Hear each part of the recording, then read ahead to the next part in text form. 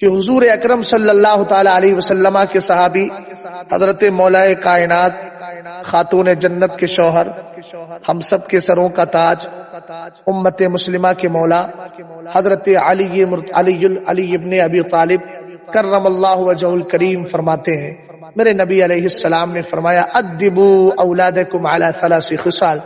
حب نبیکم وحب اہل بیتہ وتلاوت القرآن۔ فرمایا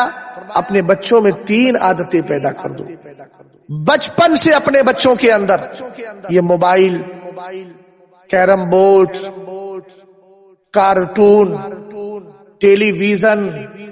یہ سب تمہارے بچوں کے اندر غلط تہذیب پیدا کرنے کا ایک ذریعہ ہے۔ مجھے افسوس ہوتا ہے اور کبھی کبھی آنکھوں سے آنسو بھی نکل جاتے ہیں جب یہ سننے کو ملتا ہے کہ ایک مسلم بچی کسی غیر مسلم مرد کے ساتھ راہ فرار اختیار کر رہی ہے۔ میں پوچھنا چاہتا ہوں ان ماؤں سے کہ جن کے یہاں یہ حالات ہوئے، خدا نہ کرے کسی کے یہاں آگے حالات ہوں، ان سے پوچھنا چاہتا ہوں کہ تم نے 15-20 سال 30 سال کی لڑکی جو تمہارے ہاتھ سے چلی گئی،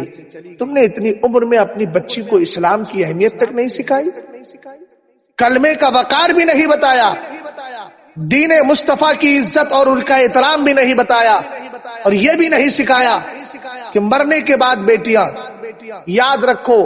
مرنے کے بعد تمہارے لیے کوئی دوسرا مذہب نجات کا ذریعہ نہیں بن سکتا، اگر بنے گا تو وہی مذہب بنے گا جس کے لیے قرآن کہتا ہے وَمَن يَبْتَغِي غَيْرَ الْإِسْلَامِ دِينًا فَلَن يُقْبَلَ مِنْهُ وَهُوَ فِي الْآخِرَةِ مِنَ الْخَاسِرِينَ۔ جو دین اسلام کو چھوڑ کر کسی دوسرے مذہب کو اختیار کرے گا، یاد رکھو اللہ کی بارگاہ میں نہ وہ دوسرا مذہب قبول ہوگا، اور ایسا کرنے والا قیامت کے دن بڑے گھاٹے اور نقصان میں ہوگا، بلکہ اس کے تو نقصان کا سلسلہ مرتے ہی شروع ہو جاتا ہے۔ تو میرے نبی علیہ السلام نے فرمایا اپنے بچوں کے اندر تم اسلام کی مقدس شہزادیاں ہو، تم بچوں کا سب سے پہلا مدرسہ ہو۔ جب تمہارا کلچر اچھا ہوتا ہے نا تو پھر تمہاری ہی کوکوں سے جنم لینے والے بچے کبھی بابا فرید بنتے ہیں، کبھی صابر پاک کلیری بنتے ہیں، کبھی عبد القادر جیلانی بنتے ہیں، کبھی اعلیٰ حضرت امام اہل سنت بنتے ہیں، کبھی حجت الاسلام بنتے ہیں، کبھی مفتی اعظم بنتے ہیں، کبھی مفسر اعظم بنتے ہیں، اور کبھی سرکار تاج شریعت بنا کر۔ یہ ہمیں کوک اور اپنی گودوں کو، اپنے گھروں کے ماحول کو سدھارنا ہوگا۔ حضرت بابا فرید گنج شکر 8 سال کے ہیں، عشاء کی نماز پڑھتے ہیں، اس کے بعد بیٹھ کر سرکار علیہ السلام پر درود پڑھا کرتے ہیں، ان کے ساتھی سب رات کو سو جاتے ہیں۔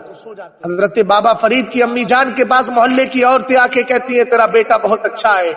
نبی کا سچا عاشق ہے، اس کم عمری کے اندر اس کا یہ عالم ہے۔ حضرت بابا فرید کی ماں نے جواب دیا اس میں فرید کا کمال نہیں، اس کی ماں کا کمال ہے، میرا کمال ہے، اس لیے کہ 2 سال میں نے بیٹے کو دودھ پلایا، کبھی تو ایسا ہوا ہو کہ میں نے بغیر وضو کے دودھ پلایا ہو۔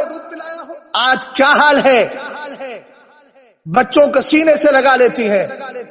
سامنے ہاتھ میں ریموٹ کنٹرول ہے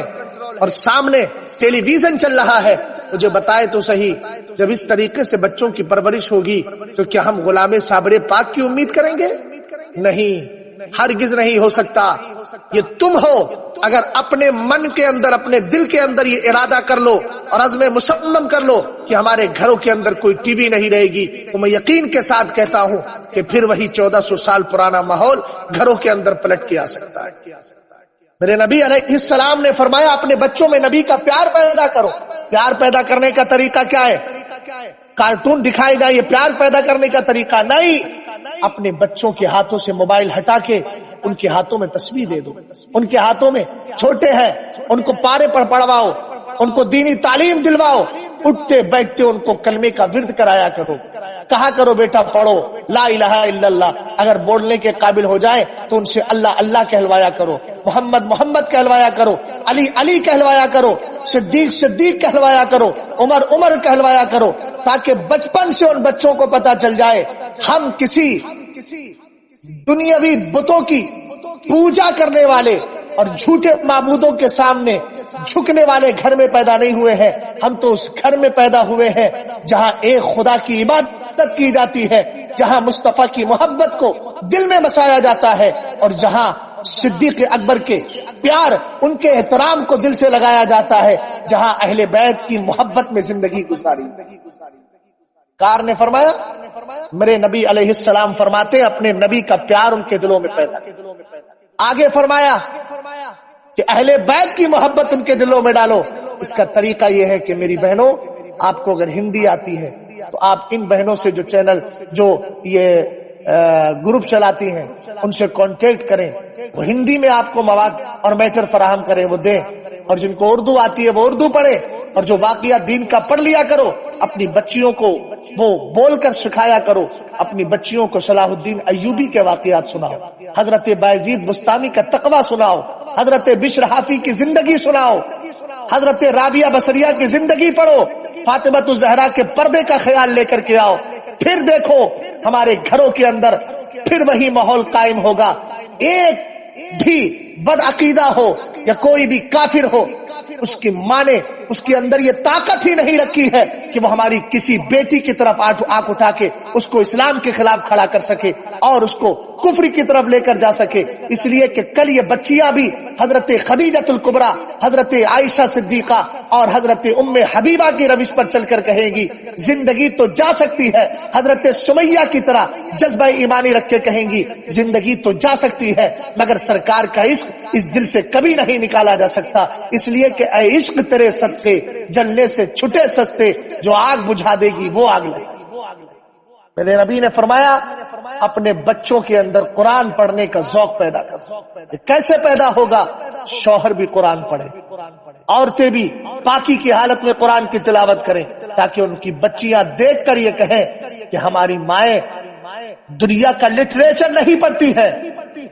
ناولیں نہیں پڑھتی ہیں، اخلاق کو خراب کرنے والی غلط تصویریں نہیں دیکھتی ہے، یہاں صبح نماز فجر کے بعد پہلی نظر پڑتی ہے تو اللہ کے مقدس قرآن پہ پڑھتی ہے۔ ماحول بنائیے تو